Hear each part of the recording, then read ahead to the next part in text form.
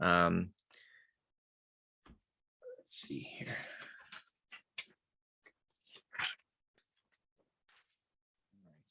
So, Maddie, since you had the question about the sliding scale, what is your question? So it's actually kind of similar to number 14 there. It's just I'm kind of confused on the rules. Like, what if like they give us a question if like it's like before a meal or like because isn't there a rule about like giving regular and NPH at certain times? Like sometimes the answer could be 0 units. I'm just kind of confused on what the question would ask. Okay, that's actually a good question that I'm not 100% sure on, because that sounds to me more procedural. But I think you're right. I do believe that the NPH is a delayed release, and that's usually like a bedtime insulin dose, whereas the regular insulin is going to act within the time period of consuming a meal. So you might be right about that. I would advise you to confirm that with your instructors, because I don't, from anytime I've written the tests for the Allegheny campus, we've always just used the Humulin R. So you would just get like a definitive answer versus is it, paying attention to, is it at regular or NPH, which one are you using? I haven't seen that as a distractor, but I think that could be fair as long as you know that it's a possibility. So I would just confirm that with your instructor. Okay. And then other than that, I think most everyone, as long as it's, okay to administer, then you just follow what the scale says for insulin. Once you take like a pre-meal reading, so you know how much to administer. The other thing is, keep in mind that you're doing this before the meal because you want to know, if they're going to eat something, you're expecting that their glucose is going to go up even more. And so you want to give them an appropriate amount to accommodate for the fact that they're going to be consuming, more things. And then this is typically done in a hospital setting, right? So if this was a person at home, that breakfast, if it's a breakfast like a cereal, obviously that's going to spike their glucose. But if they have like eggs, they have like a cheese omelet or something like that, there's probably not going to be any kind of effect on the glucose reading, or it might be a negligible effect because they're not consuming any carbohydrate. So that's something that's just like an aside, since it was brought up. So okay, so I'll go over a couple of the questions that were asked earlier today, just because there are things that you may not recall from the first semester test, things that you might. So I think the first semester test you guys did, and it was on a, let me see if I can bring my, zoom this in a little bit more.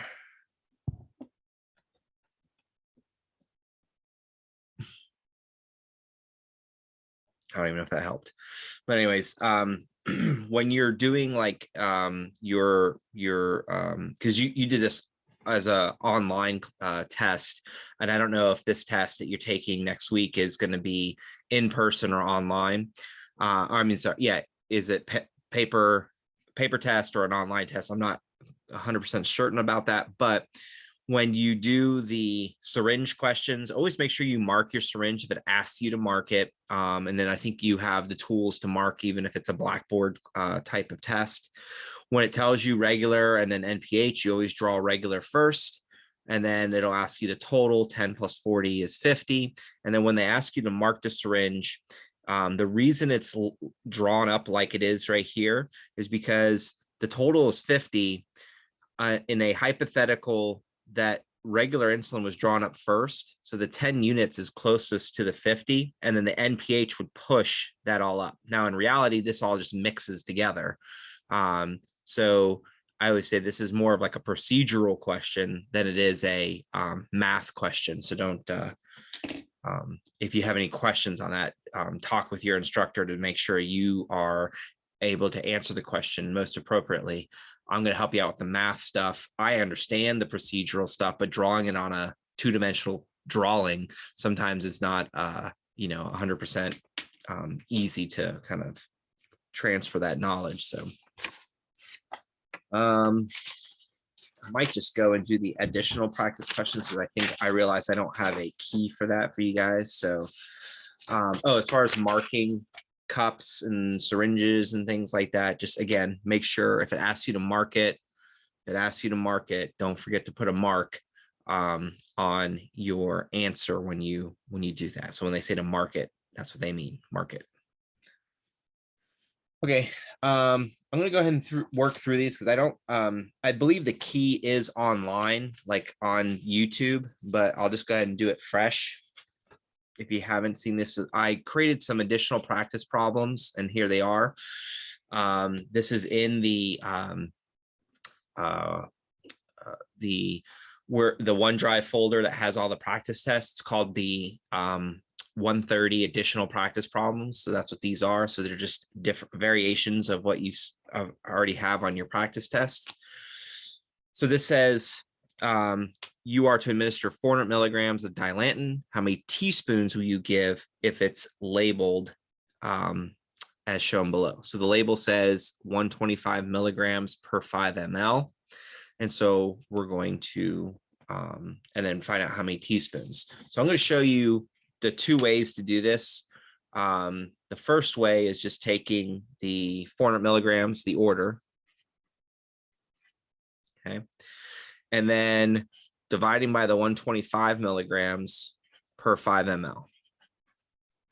Okay. So that's one way. That's called your ordered over half. Okay. You plug that into your calculator, 400 times 5 divided by 125.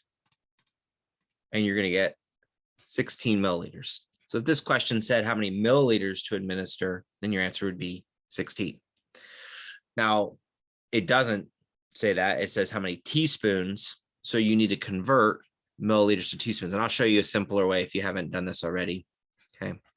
So 1 teaspoon is 5 milliliters. So 16 divided by 5 is going to be 3.2 teaspoons. Okay. Now it's going to be very difficult. I don't know if you have measuring utensils at your disposal at home, but 3.2 teaspoons is going to be hard to administer.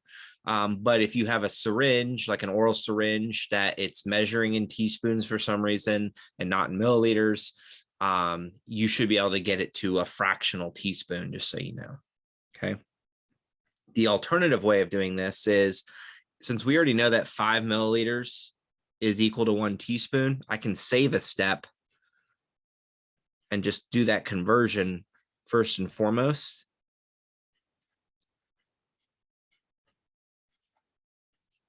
Okay. And then I should get the same answer. 400 divided by 125 will still give me that 3.2 milliliters.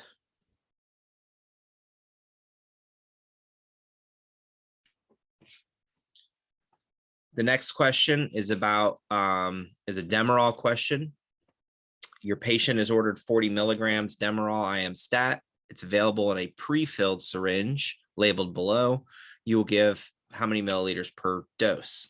So, and then it says to circle or mark the correct amount on the Tubex. So here's a little hint. Your answer should be on the Tubex. Okay. So if you ever get stuck when you're doing these questions, just remember your answer should be on the Tubex, because why would they ask you to mark it? So the order is 40. And I'm going to switch things up. I'm going to do dimensional analysis this time around. The order is 40. What I have available is the 50 milligrams per milliliter. So I'm trying to convert this to milliliters. So 50 milligrams per milliliter. 40 divided by 50 will be 0.8 milliliters. And so I'm going to go to this and I look and I see 2 milliliters. I see 1.5 milliliters. I see 1 milliliter. I see a half milliliter. Half milliliter is what? 0.5, right? So I should be able, if this is in increments of tenths, then we should have 0.5, 0.6, 0.7, 0.8, 0.9, 1. So we just verify that these are in increments of tenths. So we just make a mark at the 0.8 as far as where that answer is, or circle it, or whatever, however you're supposed to indicate. Just make sure you're on the line and that there's no question that you know where to draw that up from. All right. Heparin. Heparin is at 8,000 units subcutaneous. You will give how many milliliters, circle the correct amount. So if the order is 8,000, and then you have available 10,000 units per milliliter. So 8,000 is the order. 10,000 is what's available, and the quantity is 1 milliliter. So your answer again will be 0.8. This syringe or this tube X looks a little bit different. Okay, 0.5, 0.6, 0.7, 0.8, 0.9, 1. So I'm still going to make that same, I mean, even though the answer is the same, the mark, because the tube X looks different, would be there as opposed to, you know, anywhere else. So if your answer was 0.1, 0.2, or 0.1, 0.2, 0.3, 0.4, 0.5, 0.6, 0.7, 0.8, 0.9, those are your potential answers for this question. Okay, just so you're seeing that and you know.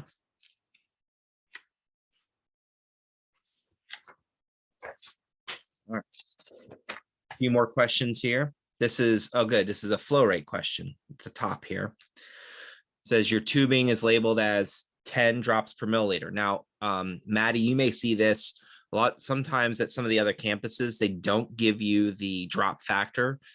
If it says micro tubing, the drop factor is typically 60 drops per milliliter. Now, what I've learned over the years is that you have been informed about that. And then I learned that sometimes when I've worked with students at other campuses, they just thought that they weren't informed, but in fact, it was written somewhere or posted somewhere or was in something that you needed to know the like what tubing you would use. And I think the common one is 60 drops per milliliter.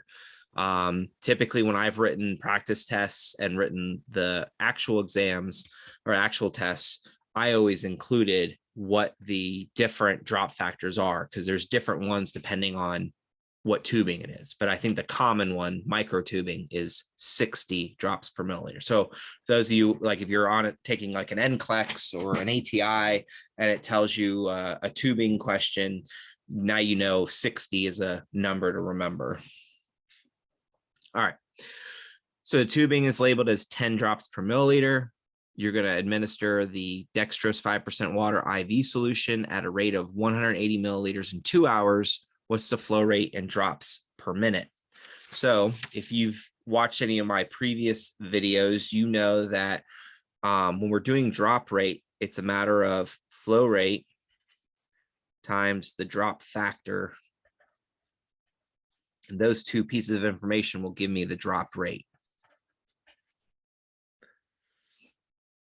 Flow rate is typically in milliliters per hour, but it could be in milliliters per minute. Drop factor is always going to be in drops per milliliter. And the drop rate is always going to be in drops per minute. So what does this question say? It says drop factor, 10 drops per milliliter. And then my flow rate is 180 milliliters in 2 hours. So 180 milliliters, 2 hours times the 10.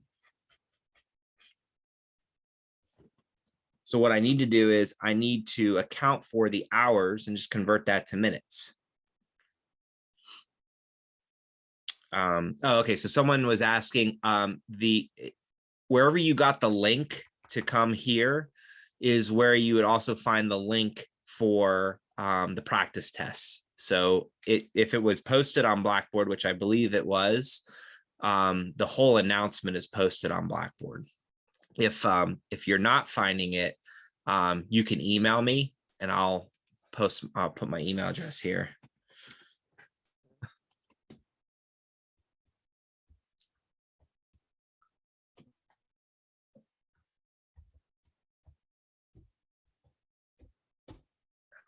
There we go. And then I can forward you the announcement that has the link. Okay, so we need to convert hours to minutes. So you can do this a number of different ways. You could just go ahead and just convert that 2 hours. 60 times 2 is 120 minutes. It's probably what I would do. Or you can reduce the 180 over 2 to be 90 over 1, so 90 milliliters over 1 hour, and then further convert that to 90 milliliters over 60 minutes. Either way, you're going to eventually get to the same answer. So it's completely up to you, whatever you want to do. But I would say you don't need to set up a separate conversion. Just do that extra step and convert 2 hours to 120 minutes, because I think you already know that. So continuing on the math, let's just do the first option I mentioned, 180 milliliters, 120 minutes times 10. Plug that into the calculator. 180 times 10 divided by 120 will give you 15 drops per minute.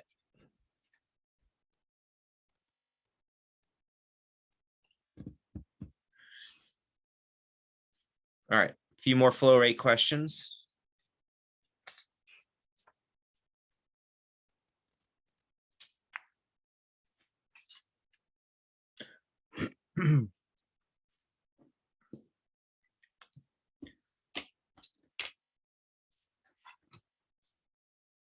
All right. So patients to receive a tube feeding of Ensure 300 milliliters, 75 minutes, calculate the flow rate in milliliters per hour. Believe it or not, this is a commonly missed question. And it's because a lot of times you're looking for more math to do than what is actually needed. So all you're going to do is you're going to take the 300 milliliters, 75 minutes, and you're going to convert that to milliliters per hour. The short way of doing this is just 60 minutes, 1 hour, multiply by 60.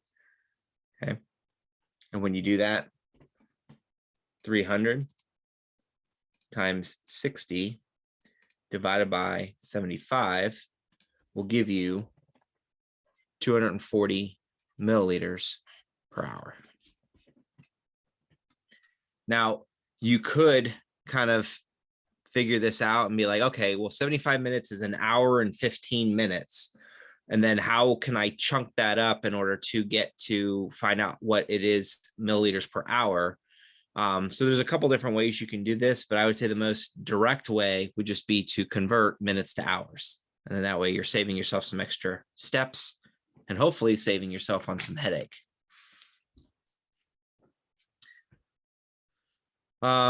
We have sodium chloride, 500 milliliters, and it's infusing at 200 milliliters per hour. So I want to know how long will that infusion take? So what you're going to do is you'll take your total, the 500 milliliters. And we said what? It's infusing at 200 milliliters per hour. So in this instance, I want to know how long. So I want to know the time. And it was 200 milliliters per hour. Okay. If you just did instinctively 500 divided by 200, you're doing the exact same thing I would have done. So you're doing it correctly. 500 divided by 200 would be 2.5 hours.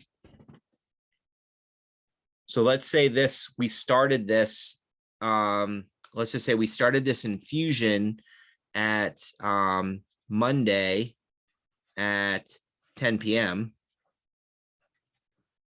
What time would it end? if it's a 2.5-hour infusion.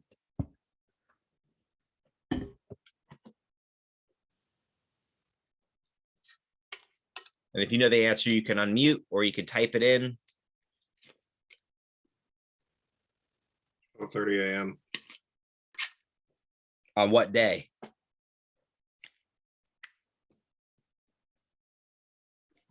Tuesday. You got it.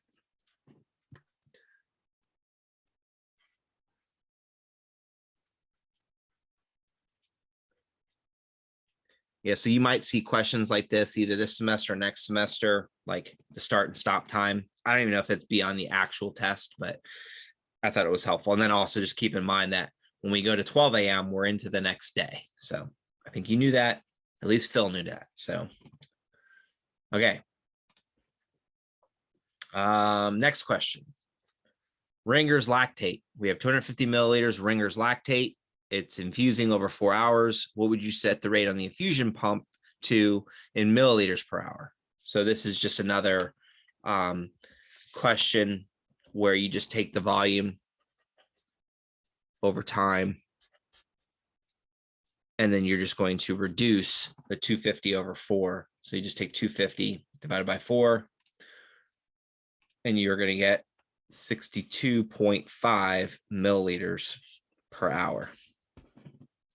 Now, clinically, you may not be able to put into the infusion pump. You may not even be able to put 62.5. So it's important to know that clinically, but when we're doing the math, you know, for at least for CCAC, Allegheny campus, you're going to take that number, and let's say it was 62.505050, whatever, repeating, you would still just round to the nearest 10th, and that would be your answer for the infusion. The only time you're really not rounding is when you're doing basic unit to unit conversions, like micrograms to milligrams or milligrams to grams, or with drops. Drops, you would round to the nearest whole number because you can't give a partial drop. All right, another flow rate question, and this might actually include rounding, so we'll see, because I think that's why I made these. So the physician ordered 500 cc's of dextrose 5% normal saline to be infused over 5 hours. If your tubing is labeled as 15 drops per milliliter, what will the flow rate be in drops per minute? So we start off with our flow rate. Flow rate is going to be the 500. I'm just going to write ml, even though ml and cc are the same thing, and then 5 hours. And then what I'm going to do is, before I do anything, I'm just going to go ahead and reduce this to 500 milliliters per hour. I'm sorry, geez. Okay, never mind. 100 milliliters per hour.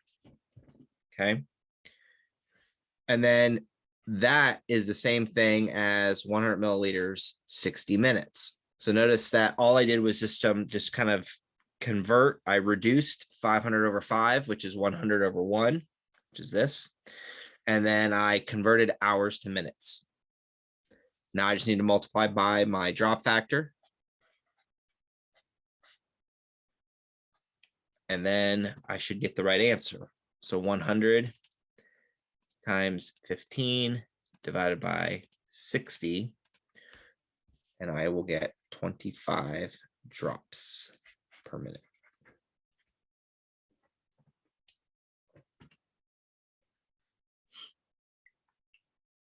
So that was just a few of, or that was the additional questions again, which is on the OneDrive listing. So it starts off with the dilantin question. And these are just some questions that were asked actually last semester that some students wanted some extra help with. And it was more about the flow rates, marking the tubex, and then converting milliliters to teaspoons and just making sure. And then if they needed to round, that's why I wrote these up a little bit differently. So.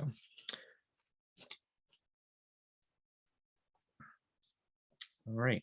Well, if you have any questions, again, just you could type them in the chat box. You can unmute.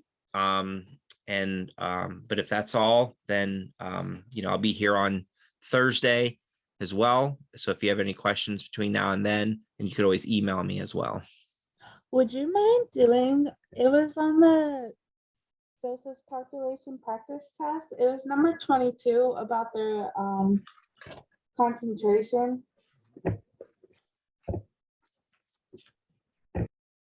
Okay. So for 22 on the concentrations with so it's because I know it's hard to read this because it's so far, the camera's farther away, but the order is Pfizer pen, 750,000 units, IM stat Q6 hours. Use the information below, choose the strongest concentration. So that's important. You need to know which concentration to choose and how many milliliters to administer. Okay. So first of all, if you remember, because I'm pretty sure we talked about this last semester, and if you weren't in my 110 review sessions, that's okay. And maybe we didn't. I always forget when we introduced this, but this milliliters diluent added, that doesn't tell me anything as far as how to answer the question. That's just what the pharmacy adds to the powder to make what is important, which is our concentration, the units per milliliter. So I just choose the strongest one, 250, 500, or 1 million units per milliliter. So this is our strongest concentration.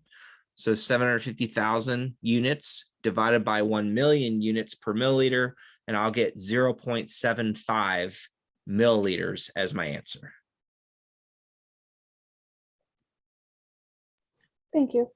You're welcome. Did you have any other questions on that, Tiffany? No, that was it. Okay.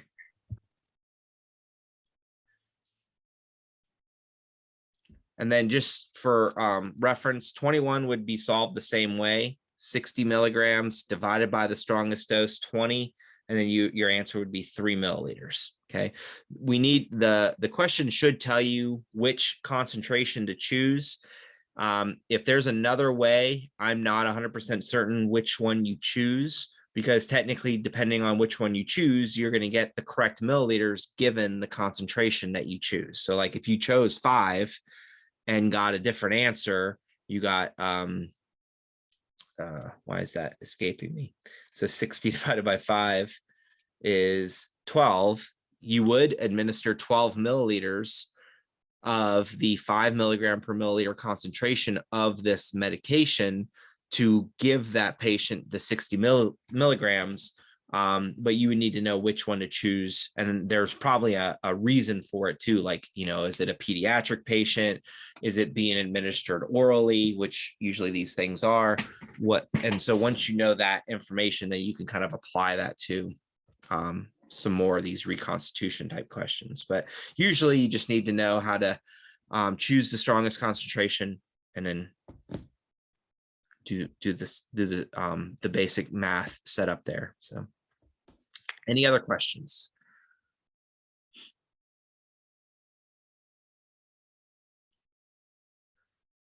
Sorry, I have one more question. Sure. So for question 9, it says your patient receives 500 milligrams twice a day. Mhm. Should I expect it always to be like during that one time or throughout the whole day?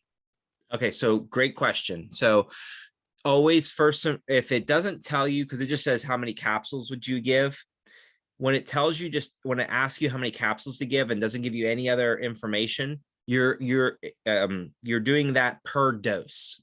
Okay. If it wanted to know per day, it would say how many capsules would you administer per day.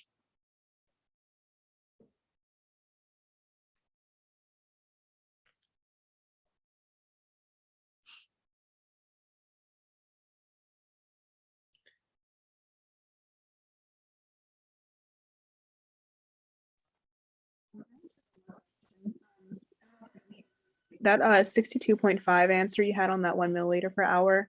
Yes. Yeah. So were you saying you would? I know you're saying like you can't have like half of a drop like in those flow rate ones, but what about like, so you wouldn't round that one? Correct, because these are not drops, and depending on the infusion pump. So again, because I know you're at Boyce, right? Yeah. Okay. So at Allegheny campus, they gave the blanketed statement of rounding to the nearest 10th, and then didn't really clarify what Yeah. can be rounded to the nearest 10th. And so that's why I've always, like, for flow rates, and I have seen as answers in like textbooks and things like that, where you can get a flow rate answer to a decimal, but in clinical setting, like you have patient in front of you, you're setting the infusion pump, you probably can't, you may not be able to set it to a decimal. That's the thing. I don't know. But the reason you don't have decimals in your drops is because drops, you can't give someone a partial drop. It would just be a smaller drop. Thank you. Yeah, you're welcome. That was a good question. Like I said, I'm sorry, you're asking all the good questions that I don't have good answers for.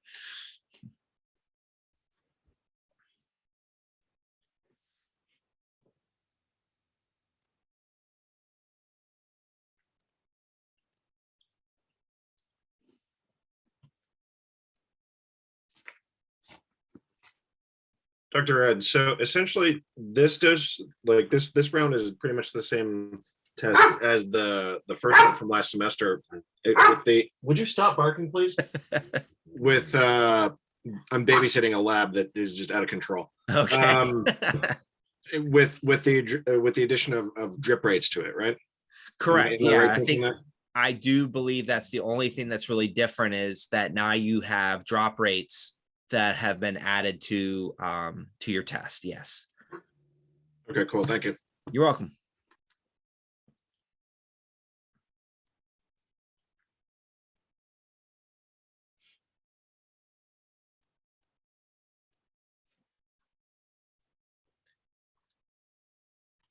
Okay.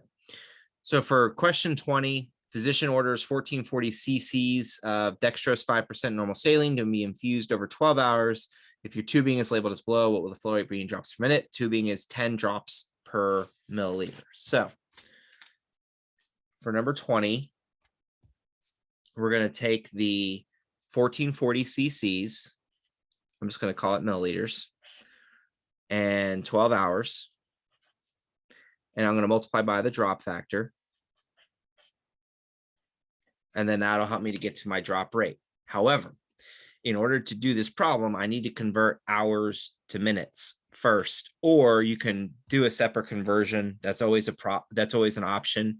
So let me just show you what this would look like if I did the long dimensional analysis. All I would do is add an extra step of converting the hour to minutes. So this is one other way. So if you are a dimensional analysis fanatic, then you can do it this way and have it's called a two-step process. The alternative is you can take that 1440 milliliters per 12 hours and then just reduce. So 1440 divided by 12 is 120. And then you could still do milliliters per hour. You can also convert the hours to minutes. So I could say the 1440 ml. And then we know that one hour is 60 minutes. So just do 12 times 60. And I'll get 720 minutes. Okay. So I have a couple different ways that I can set this problem up. I would then convert this hours to minutes. So either way, I can still get there. You know, I'm showing you three basic steps, three ways to get to the same answer. And then in every situation, you would still, don't forget to multiply by your drop factor. For those of you who've worked with me in the past, you know that I tend to recommend dimensional analysis just because then you can see that you're crossing the right things out in order to be left with what you're looking for, which is drops per minute. It just gives a visual representation until you get comfortable with doing these problems. And then when you're comfortable with them, then you know you don't need to do anything extra to kind of solve them. You know that you're doing it right, and you don't need to necessarily set it up. But if you ever get stuck, this is how. So step one, or I'm going to do the first version of this. I'm going to do the 1440. Oops, not 1444. 1440. I'm going to multiply that by 10. Then I'm going to divide by 12. And then I'm going to divide by 60. And I'm going to get 20 drops per minute.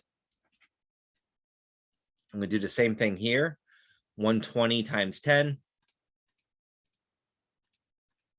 divided by 60. It's going to give me the same thing, 20 drops per minute. And then for here, I'm going to take the 1440 times 10 divided by 720. And again, 20 drops per minute. So that was question 20. And I know the person who asked this didn't ask me to go through all these different variations, but my hope is that you see that and realize like, oh, this is how I do it, or this is how I do it, or this is how I do it, that you can do it any variety of ways and still come up with the same answer. I would say the most common pathway is probably this one right here, the 120 milliliters per hour. It's a good one to kind of know.